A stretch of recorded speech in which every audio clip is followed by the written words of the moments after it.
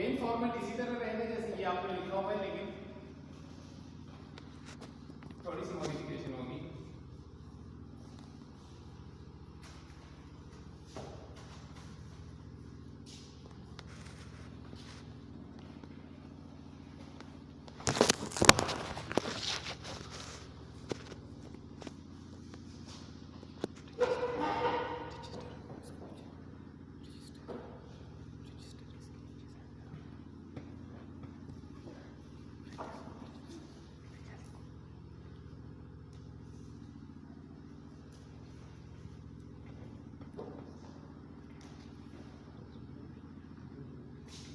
मैं डायरेक्टली जो LRFT की टर्म्स में इक्वेशंस बनेगी वो लिखते जा रहा हूँ, ठीक है, क्योंकि हमें यूज यही करना है, तो हमें इसी को यूज लिख लेते हैं।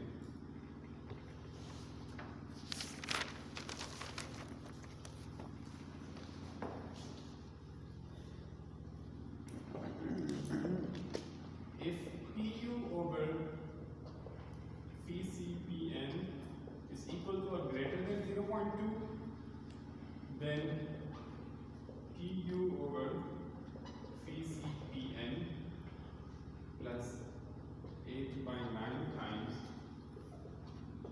MUX. अब ये मैं AIC की इक्वेशन लिख रहा हूँ, PV MNX plus MUY over PV MNY equal to or greater to or lesser than 1.0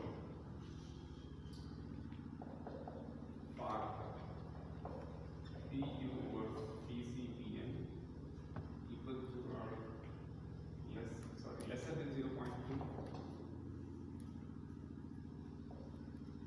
PU over 2 times PCPN plus आप अपने पास ना रजिस्टर इसको बनाते जाएगा, क्योंकि मतलब बुक आप लेके आना चाहें ना लेके आना चाहें, लेकिन रजिस्टर तो होपफुली आप ले आएंगे, ठीक है। तो लेकिन उस अभी मैं आपको हमको तरीका निकालना पड़ेगा कि वो अब मुझे नहीं पता शेर साहब ने आपको ओपन बुक कहा हुआ है, क्लोज बुक और रजिस्टर ओपन या क्लोज? फार्मूला हर चीज क्लोज।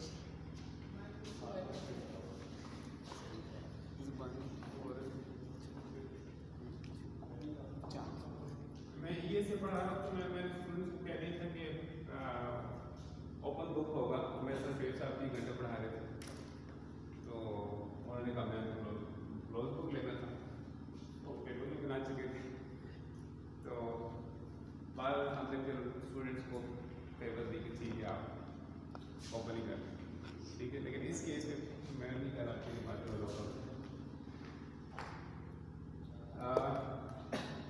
दोनों इक्वेशन में थोड़ा सा फर्क समझेगा कि हम डिसीजन किस बेस पे कर रहे हैं, PU और PCPN के बेस पे। अगर ये 0.2 से बड़ी वैल्यू है, यानी आपने अवेलेबल स्ट्रेंथ में से 20% से ज्यादा अगर आपकी डिमांड है, जो लोड आ रहा है इफेक्टिव लोड, वो डिजाइन कैपेसिटी से 20% से बड़ा है, यानी आपका कैपेसिटी का, अगर मैं कैपेसिटी को इस तरह से आपको दिखाऊं कि ये कैपेसिटी है पूरी, ये टोटल है मेरा PCPN, अगर उसमें से जो PU को मैं शो कर दूं, अगर PU लेट्स से ये 1.0 है और ये 0.2 है, अगर आपका यहाँ तक आ रहा है डिमांड, इससे ऊपर जा रहा है, यानी इसका मतलब इस थ्रेशोल्ड से ज्यादा आप यूज करने जा रहे हैं अपनी कैपेसिटी एक्सियल में, तो फिर आप इस इक्वेशन को एज इट इज रहने देंगे एक्सियल वाले को, और यहाँ पर एक छोटी सी रिडक्शन करेंगे 8/9, ठीक है, यानी ऑलमोस्ट 1 के करीब भी बनता है, लेकिन एक रिडक्शन यहाँ पे रखेंगे, ठीक। अगर ये आप इससे बिल्कुल नीचे नहीं, इसमें एक्सियल लोड बहुत कम है आपके केस में, कि आपका मेंबर की फुल जो PCPN है, उसकी डिजाइन कैपेसिटी एक्सियल है, उसमें से आप 20% भी आपका डिमांड उससे नीचे है, इसका मतलब है कैपेसिटी बहुत ज्यादा है और एक्सियल में लोड बहुत कम है, तो उस केस में हम बेसिकली इस मेंबर को इस तरह से देखेंगे कि एक बेंडिंग फ्लेक्चर मेंबर है और इसको थोड़ी सी कैपेसिटी एक्सेल में भी चाहिए, तो फिर उस केस में हम इसके साथ यहाँ पे रिडक्शन यूज करेंगे, यानी हाफ लगा देंगे। ये पूरी की पूरी हम नहीं कहेंगे कि सारी पीयू और पीसीपी है। ये जो आंसर है ना, कीप इन माइंड ये आंसर कितना होगा, लिमिट क्या है इसकी इस इक्वेशन में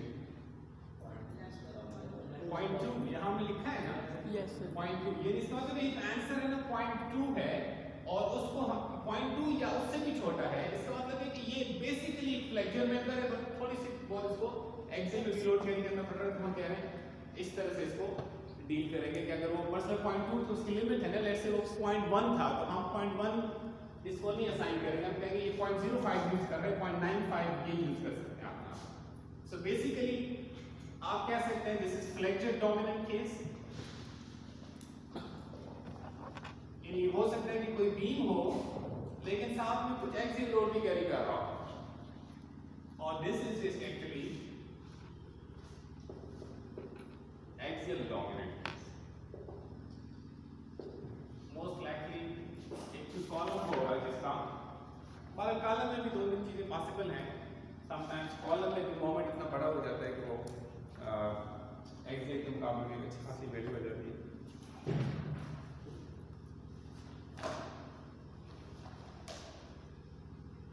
आपने कैपेसिटी को इस तरह से चेक, आप एक कॉलम गिवन है उसका उसको अगर आपने चेक करना है कि वो सेफ है या नहीं है एज पर स्पेसिफिकेशन, तो आप इन दो में से एक इक्वेशन यूज करके चेक कर सकते हैं कि वो इस जैसे एनालिसिस कर रहा हूँ या वेदर इट इज सेफ और नॉट, तो आप इनको यूज करेंगे। ठीक, इसमें आपको दो चीजें नजर आ रही हैं, एक रिक्वायर्ड स्ट्रेंथ वाली साइड है जो एनालिसिस से जिसका ताल्लुक है, और दूसरी जो है वो जो क्रॉस सेक्शन आपका गिवन क्रॉस सेक्शन है उसकी अवेलेबल स्ट्रेंथ कितनी है, ठीक, डिजाइन कैपेसिटी उसकी कितनी है। सो दो पैरामीटर एक्सियल में भी और बेंडिंग में भी हमें इवैल्यूएट करना पड़ेगा। ठीक हो गया। सो मोस्टली यहाँ पे आपको इतनी मुश्किल नहीं आएगी। चेंजेस यहाँ पर अभी जो आगे जो डिस्कशन आगे स्प्रेड होने लगी है वो मोस्टली इन डिनोमिनेटर्स में, डिनोमिनेटर उसी तरह आप कैलकुलेट करेंगे जैसे आपने सी स्ट्रक्चर्स में 5th सेमेस्टर में पढ़ा हुआ है। मेन इश्यू आएगा न्यूमरेटर्स में। वो क्यों आएगा कि अगर एक कॉलम को आप खाली इस तरह से लोड कर दें और आप परफेक्ट कॉलम एज्यूम कर दें कि बिल्कुल उसमें तो कोई आउट ऑफ स्ट्रेटनेस नहीं है, बिल्कुल सीधा कॉलम है और इरेक्ट भी फुली वर्टिकली किया गया है, तो इस केस में, वैसे इट्स हाइपोथेटिकल केस, इस केस में आपके कॉलम के ऊपर कोई बेंडिंग मोमेंट नहीं आ रहा है, ऐसे ही है, कोई बेंडिंग मोमेंट नहीं है, खाली एक्सियल लोड है। तो यहाँ पर एनालिसिस बड़ा स्ट्रेट फॉरवर्ड है, वही एनालिसिस जो आपने पढ़ा हुआ है अभी तक जितना एनालिसिस पता है, वो उसको हम अभी चलो आगे वर्किंग्स करेंगे, तो वो आप सिंपल एनालिसिस करेंगे, दैट्स इट। लेकिन अगर कॉलम के अंदर अच्छा चलिए, before going to this discussion we want to do a quick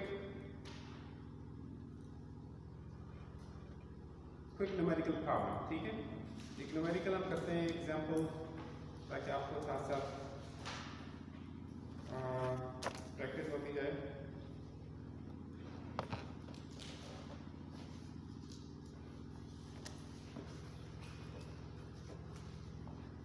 ये एग्जांपल हम कर रहे हैं 6.1।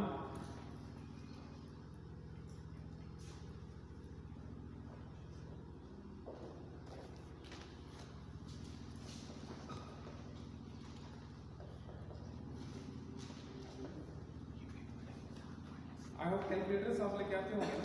Yes sir.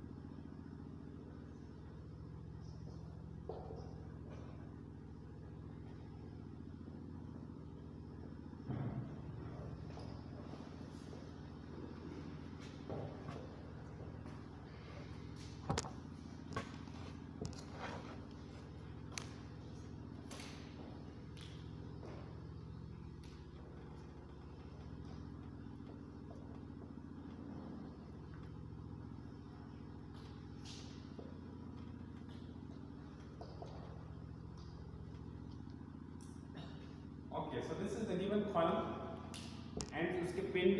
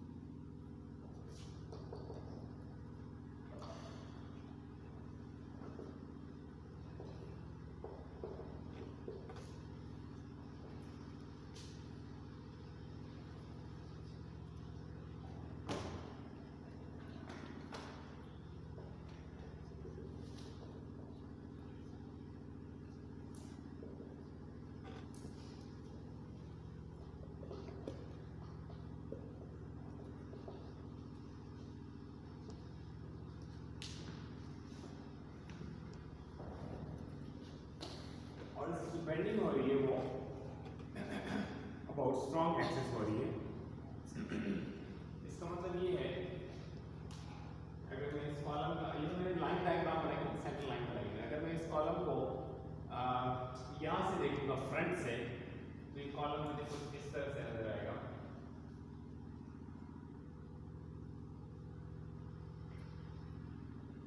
ये यहाँ पे मुझे एक लाइन नजर आएगी जो thickness of the flange इस साइड पे,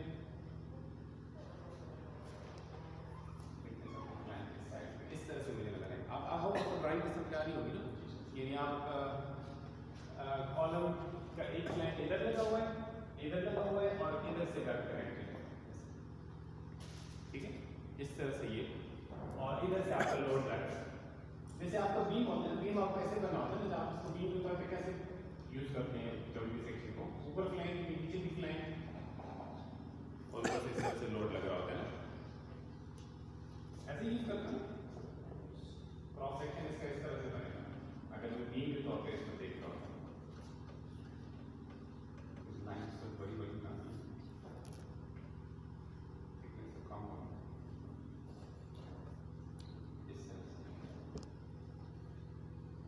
इस तरह आप यूज करते हैं ना।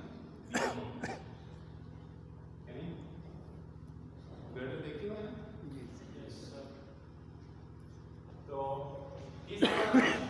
इसको अगर आप देखें तो ये इस तरह से नजर आएगा आपको। सो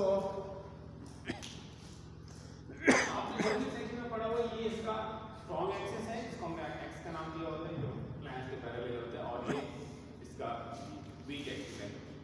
स्ट्रॉन्ग और वीक एक्सिस का मतलब आपको पता है? अगर ये कॉलम है और आप मेरे साथ इमेजिनेशन में फॉलो कीजिएगा, अगर ये कॉलम थोड़ा सा आप इमेजिन करें out of the white board, ठीक, और ये इसका क्रॉस सेक्शन है, ठीक, अगर मैं इसको इधर से कंप्रेस करके करने की कोशिश करूंगा तो दो पॉसिबिलिटीज है ना। तो यहाँ से ये कॉलम आ रहा है और इधर से मैं कंप्रेस कर रहा हूँ। एक पॉसिबिलिटी है कि ये इस तरह से बकल करे, बेंड करे, और दूसरी पॉसिबिलिटी ये कि ये ऐसे बेंड करे। तो आपके ख्याल में क्या क्या हो जाएगा अगर मैं लोड ऐसे लगा रहा हूँ? इधर को जाएगा इस साइड। कैसे कैसे पकड़ होगा? ये मैं 1 और 2 बोल रहा हूँ, ये 1 और ये मैं 2 कह रहा हूँ। 1 वाला होगा ना, ये ऐसे ऐसे ऐसे पकड़ करेगा, इस तरह से बेंड करेगा ये, ठीक, उस तरह से बेंड नहीं हो सकता, उस तरह से ज़्यादा स्टिफ है, बेसिकली आई वैल्यू इसके बहुत ज़्यादा है। तो ये जो अब इसकी यहाँ से मैं ऐसे बकलिंग होगी ना इसकी इस तरह की, ये बकलिंग हो रही है about this axis, about Y axis, ये इसका वीक एक्सिस है। अगर आप और कोई चीज़ ना छेड़ें, कंडीशंस एंड कंडीशन एक्स और वाई दोनों के लिए आज एक जैसे हों, यानी फॉर एग्जांपल दोनों ग्रीन है दोनों फिक्स हैं, जो भी कंडीशन दोनों के लिए सेम हो, तो फिर उसको अगर आप ऐसे लोड करेंगे तो उसने अपने वीक एक्सिस के अबाउट बकल होना है, बेंड होना है, और स्ट्रॉन्ग एक्सिस के अबाउट उसको वो बेंड नहीं हो सकेगा। अगर आप वीक एक्सिस को ब्रेस कर दें, इन तरफ अनसपोर्टेड लेंथ को आप रिड्यूस कर दें या लेंथ को आप रिड्यूस कर दें, तो फिर आप चाहे उसको मजबूर कर सकते हैं कि अब वो बकल हो about strong axis by bracing along the weak axis. तो बहरहाल अभी ब्रेसिंग की बात नहीं, बस खाली और कुछ नहीं आपने किया, तो ये आपका स्ट्रॉन्ग एक्सिस होगा, ये वीक। अब आप हमारा प्रॉब्लम ये कह रहे हैं कि ये इस तरह से पड़ा हुआ है और बेंडिंग हो रही है अबाउट स्ट्रॉन्ग एक्सिस, ठीक हो गया। सो इसका सिंपली ये बताने का मकसद ये होता है कि ज्योमेट्रिक प्रॉपर्टीज यूज करनी है वो x के अबाउट यूज करनी है y यानी i x यूज करना है या i y यूज करना है r x यूज करना है या r y इस तरह से ये बताने के लिए होता है। सो प्रॉब्लम स्टेटमेंट ये है कि इस सेक्शन को आप चेक कर लें कि ये सेफ है या अनसेफ है, यानी ये AISC की रिक्वायरमेंट्स को मीट कर रहा है या नहीं कर रहा, इंटरेक्शन इक्वेशंस यूज करें।